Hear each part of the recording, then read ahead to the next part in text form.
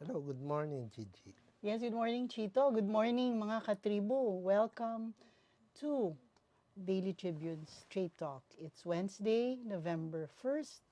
It's All Saints All Day. Saints Day. Pero may episode pa rin tayo dapat. And Yeah. welcome to the program where we discuss current issues that matter to each of us. This is Gigie Arcilla. Good morning, mga katribo. I'm Chito Lozada. We are live on Daily Tribune's Facebook page and Tribune now on YouTube. In this morning's episode, we are joined by a very popular, Distinguished very and popular lawyer. Maraming mga high-profile cases na ang lawyer na ito ang humawak. So, Yeah. isa rin po siyang columnist sa Daily Tribune, where he writes every Tuesday. So, and the most eligible bachelor ganun ba? in Manila. Okay, eligible bachelor pala. So, introduce natin ang ating guest, Chito. So, we have a very prominent lawyer in the Philippines today, Attorney Ferdinand Topacio. Welcome to Straight Talk, Attorney Topacio. Attorney, Yes, ma'am. Hey, Sir Chito, thank you for having me at mukhang tamang-tama sa Halloween tong visuals ko, yung optics ko. Oo. Medyo madilim yung paligid at mukha ko lang ang kita eh. Hindi na kailangan ng hindi na kailangan ng props. So maraming salamat, attorney, for granting the invitation, though short notice. Pero because we're going to talk about very timely issue tungkol sa nangyayari dito sa Israel. yeah, So, sa Middle East.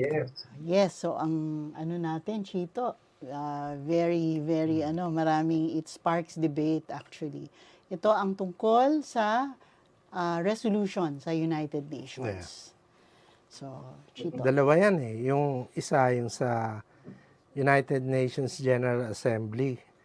Doon Yung ang humanitarian truce. pause. Oo. So, anong take mo dito, attorney, sa United Nations General Assembly resolution? Para sa akin, well, as a student of international law, this not only inspires debate, but it instills fear para sa mga observers kasi it would appear na in spite of the fact that the General Assembly has reached a majority and was able to pass a resolution calling on Israel to effect a humanitarian truce between herself and Hamas. Ay sinabi na ng Israel na it will not abide by the resolution of the General Assembly, which after all is non-binding pagdating sa General Assembly. At the reason advanced by Israel is number one, wala daw condemnation yung Hamas, yung attack noong October 7, yung surprise attack. At number two, hindi daw ina-acknowledge yung right ng Israel to self-defense. May dalawa silang hinahanap doon sa resolution na wala. Kaya sabi nila, not only will they vote against it, but they will not abide by it even if passed. At ngayon ang pumasa, sinasabi nila, hindi namin susundin ito. Yun naman karapatan ng Israel as a member of the United Nations na hindi sundin.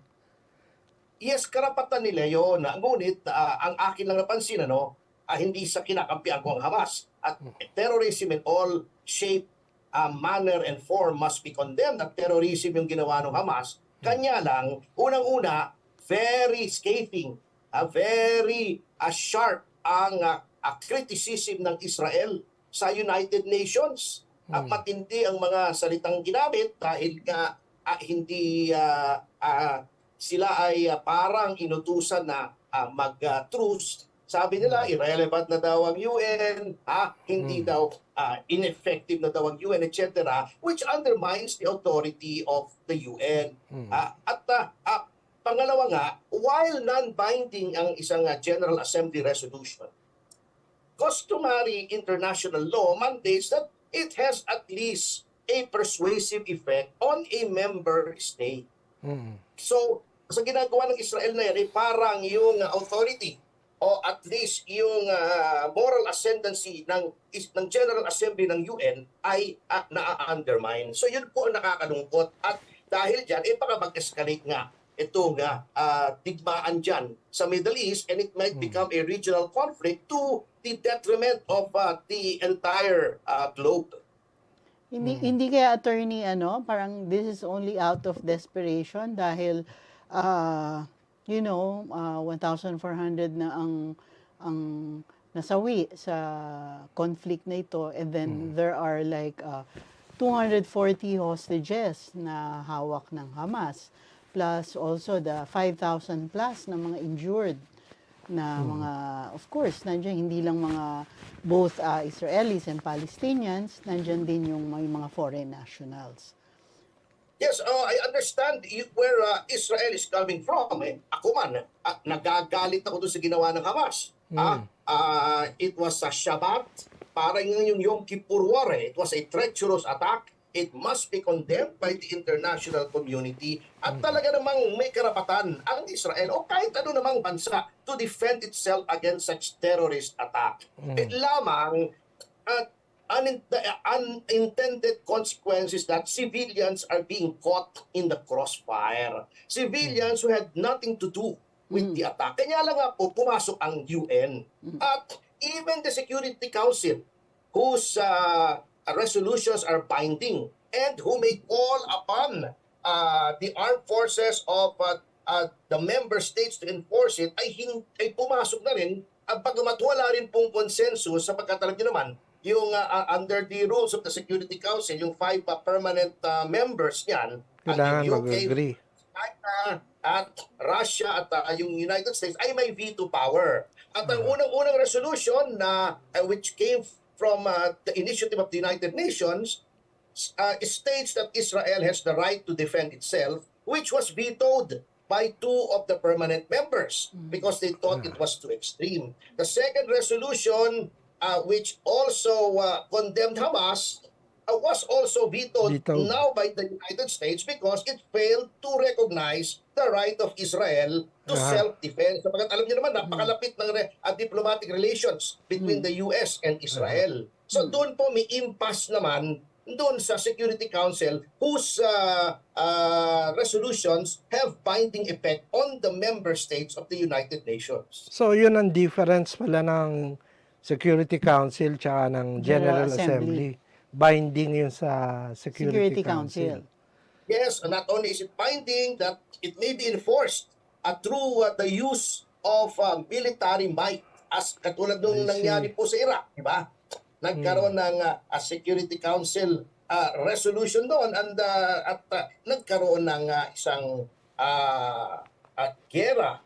Yun po ang difference. Kaya lang, may veto power naman po yung 5 permanent members because alam niyo naman noong the history of that is that yung before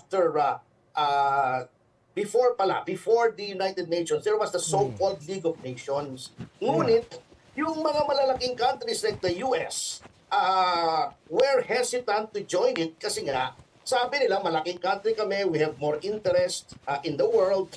Pero baka ma-overwhelm kami ng vote ng mga smaller nations. And number 2, the League of Nations, if you must remember, expelled Russia for invading Finland. So, hindi naging effective yung League of Nations kasi wala doon ang Amerika, wala doon ang Russia. Ngayon, when they were organizing the United Nations, ay sinabi nila, sige, sumali na kayo, huwag kayong mag-alala, we will give you veto power. So, sumali ang US, sumali ulit ang Russia, and that's how it came to be that there is now a Security Council composed of 15 members, 10 non-permanent, dinorotate po yan amongst the member states, at 5 permanent members na sila po ang may veto power.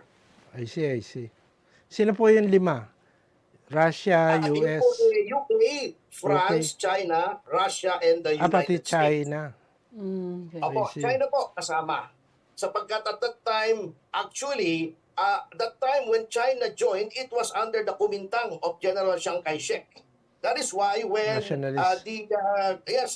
when General Chiang Kai-shek lost and they retreated to Formosa, which is now Taiwan, even though there were only a fraction of the population of China in Taiwan, Taiwan was the recognized representative or member of the United Nations, not the I People's see. Republic of China, until the 70s. Doon lang po nagpalit yan. Nagpalit. Tapos wala nang recognition ng Taiwan ngayon. Oo, and then naging diplomatic pariah ang Taiwan sapagkat Taiwan. sa ngayon, it's only a handful of nations that recognize Taiwan like Vanuatu, Wow. yung mga maliliit, yung mga island states na lang ang nagre-recognize sa kanila. So that is how it came to be that China, Communist China, became a permanent member of the UN Security Council with veto power. At ginagamit po nila yan to protect and advance their own political and economic interest. Yan po ang nangyayari dyan. Kaya medyo hirap po talaga ang UN ngayon eh. Kahit nung Cold War, naging medyo ineffective yung Security Council kasi nga may tug of war. Walang pwedeng manaig sa isa. Nagkaroon ng polarization. Even now, the polarization exists. Magkakampi ang Russia at China. Magkakampi UK, France at saka US, sila yung mga Western powers. So doon po nagkakaroon ng deadlock o stalemate sa Security Council. I see. How about the position of the Philippines do sa General Assembly to abstain from voting?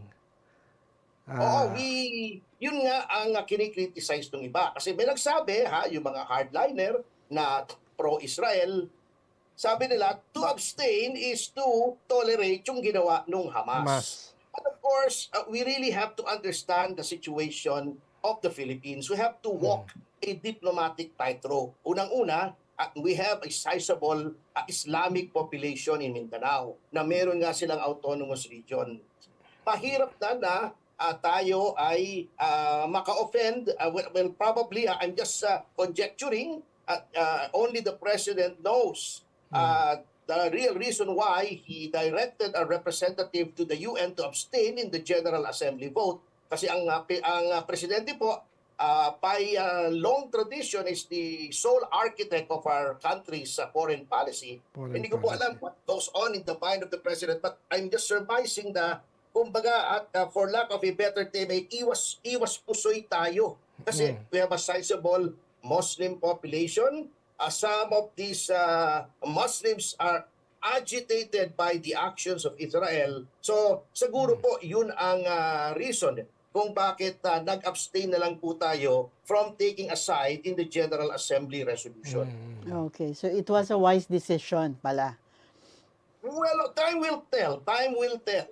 I am sure the United States exerted diplomatic pressure upon us to vote with it and against. Kasi ayaw ng Amerika. I'm sure there were also pressures for us to vote for a humanitarian truce. Pero yun siguro ang naging Solomonic decision ng ating executive na mag-abstain na lang tayo. Kasi marami naman po nag-abstain. Talagang this is a very delicate situation. At really, a lot of countries are walking on eggshells when it comes to this issue. Correct, yeah. Yeah, Eggshells. nagtitiptoe talaga. So, walking on eggshells, tama yung ano. Oo, mabigat talaga ito. Mahirap po ito. So what do you think? What do you think? Given na ganito nga po, nag-abstain tayo, and then of course, we have mga kababayans na nandun sa, marami-rami din ang ating kababayan na nandun sa Israel. So given yung ganitong developments dito sa arena ng United Nations, dalawang resolution, and then we're abstaining. How do you think na how are we going to move forward tungkol dito sa nangyayaring to? Do we see any more, or mas gagrame, mas escalate yung tension, and then endangering the lives of our fellow Filipinos in Israel? I think the priority should be to safeguard the lives of our kababayan, our citizens who are there in the line of fire, so to speak. Dapat po i-repatriate yan. At that is the most that we can do with respect to the war, pangalagaan yung ating mga mamamayan. Now, in the medium term, what we should be bracing for is a possible astronomical increase in oil prices sapagkat yan po potential into becoming a regional conflict. Ayan na po yung sinasabi na yung Syria po is being struck by Israel because Israel contends that Syria is becoming the staging ground for rocket attacks against it. Syria is another country. Paano pagka nag-react ang Syria? What if Iran joins in the fray? Nagpadala na ng isang carrier battle group ang Amerika roon to deter other Arab nations from intervening in order not to spread the wildfire of this conflict within the region. Pero hindi po natin alam. Hindi po natin alam kung anong magiging reaksyon dito mga Arab countries. Marami na pong mga patutsada ang mga leaders na at there are 2 billion Arabs in this region. We cannot sit idly by while our fellow Arabs are being killed. On the side naman ng Israel, paano naman, kami naman talagang inattack. At katulad ng sinabi ko, we can understand the situation. Kaya nga po, the longer that this goes on, the higher the potential for this to become a military tinderbox that can ignite a greater conflict. Bigger conflict. Because religions are involved here and traditionally talaga ang dami dyan just sitting beneath the surface of these countries around the region is a strong sense of anti-Zionism. Yun po ang nakakatakot dyan. So yung anti-Semitism very, very delicate. So this per se, but kasi yung meron na mga anti-Zionist na okay sa kanila na the Jewish religion, they have no problem with the Jewish religion, but their problem, the establishment of a Jewish state. Yun po ang problema ng iba. So we have to distinguish between those two issues. Okay. So yung military action parang nag-intensify. Hindi para sabi nga nung mga Israeli leaders, we are prepared for a long war. So hindi matatapos to within a few days or even until baka hanggang Pasko pa. Oo, malamang.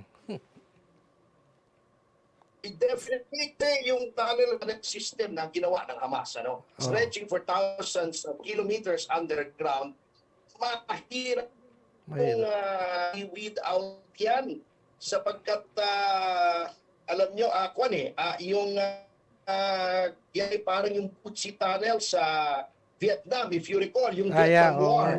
Dahil yung Vietnam War. Dahil nga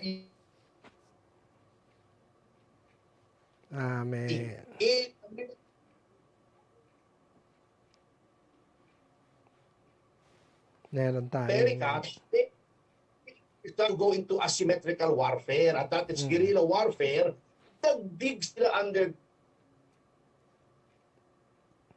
pwede naman. Spirit doon sa mga Puchi Tunnel sa Vietnam. So mabigat po. Ang hirap i-root out yan. So many thousands of American servicemen ang namatay para lang ma-root out yung mga Vietnamese. Yung tinatawag nilang mga tunnel rats. In fact, they even chose mga Amerikanong maliliit para makapasok sa mga tunnels. And these are just simple tunnels na lupa. Kung makikita yung tunnels na ginawa ng Hamas, maganda po yung construction.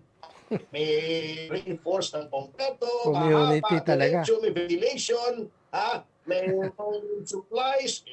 Modern tunnels, mahihirapan po tayo dyan. And then, sinasabi ng Israel, at tama naman po sila, na ginagawang human shield nila yung mga pasyente, mga bata, nilalagay sa ilalim ng eskwela, hospital, ng mga moske. So, yun ang ginagawa nila. But the more they hit these targets, the more nagkakaroon, Casualties. the more the international outrage becomes higher as against Israel. So relations nightmare.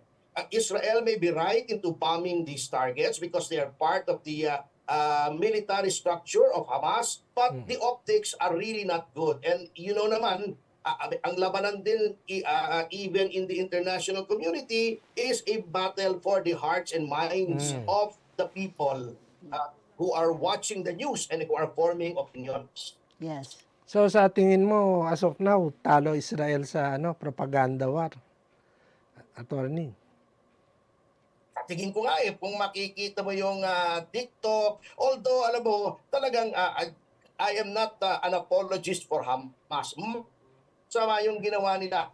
It was a cowardly and traitorous attack at they deserve to be held to account for that. Kanya lang, ang nangyari kasi, kaya nawala din yung simpatiya sa Israel ay medyo overkill po yung kanilang ginawa. Medyo siguro born out of great anger at the treacherous assault on their citizens. Talagang they pulled out all stops at talagang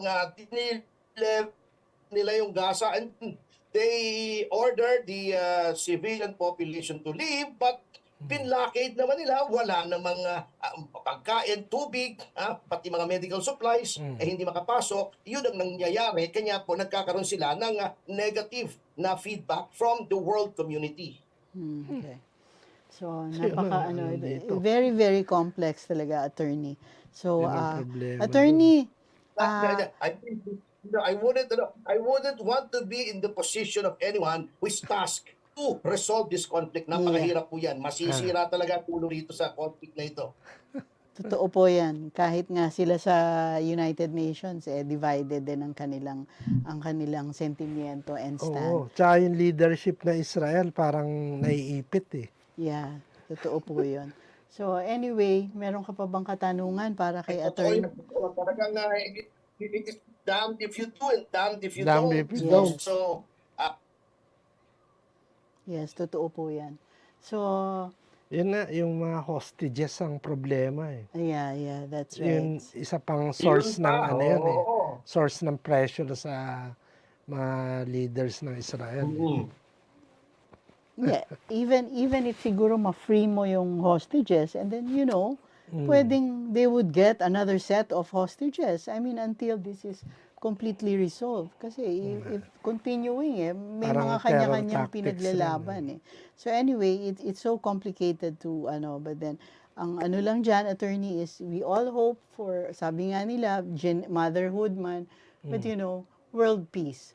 At this point in time, yung pinagtatawa nila lang mga sagot na very motherhood na anong wini-wish mo?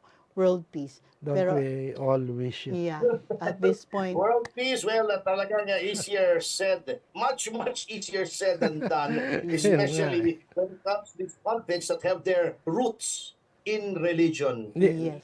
Wala sanang spillover sa sa area natin, sa region. Sana. Because it almost, yung increase lang ng oil prices at tataba tayo just when the world's beginning to recover from the pandemic. Ito na naman yan. Nag-war sa Ukraine, nakita niya naman ang epekto sa oil prices natin, then nag-war sa Middle East, baka mag-domino effect yan. Kawawa naman po yung mga developing countries katulad natin na ngayon lang nakakaahon from the ill effects, economic ill effects of the pandemic. Yes, totoo po yan. So, attorney, we'll be asking for your last words before we end the show. Ano po ba ang ating last words para sa ating mga katribo? Well, ang sinasabi ko lang, those who believe in the power of prayer, like I do, let us pray because that is about all that we ordinary citizens can do. We should pray for peace in the Middle East, and let us not add fuel to the fire. Let us be circumspect in our posts sa social media, sa ating mga public pronouncements, especially our political leaders. Let us present a united foreign policy front to the world. Huwag po nating kontrahin ang ating Pangulo. Let him be the sole judge of where our foreign policy should be going. So yun lamang po. Okay. Maraming salamat, Atty. Topacio, for your insights about, this issue. So, Yeah. thank you. So, thank you very much. It was my pleasure and my honor. Okay, maraming salamat po. Happy and Halloween. Mabuhay po kayo and safe travel. Okay, thank you so much. Thank you so much. Thank you, Attorney. And thank you mga katribu. Tune in again next Wednesday for another episode of Straight Talk. I am Gigie Arcilla. I'm Chito Lozada. So, watch Straight Talk every Wednesday, 10 a.m. on Daily Tribune's Facebook page and Tribune Now on YouTube. Thank you, mga katribu. Thank you and see you again next week.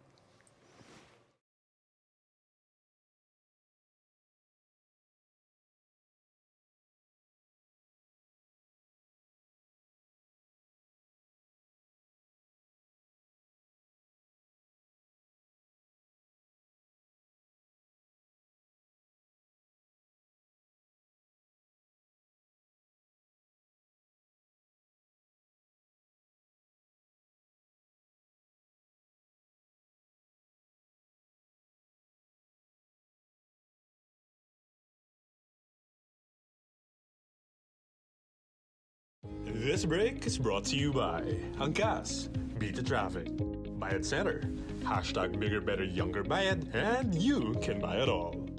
Conti's Bake Shop and Restaurant, delightfully yours. Globe, atin ang mundo. Meralco, ang liwanag ng bukas.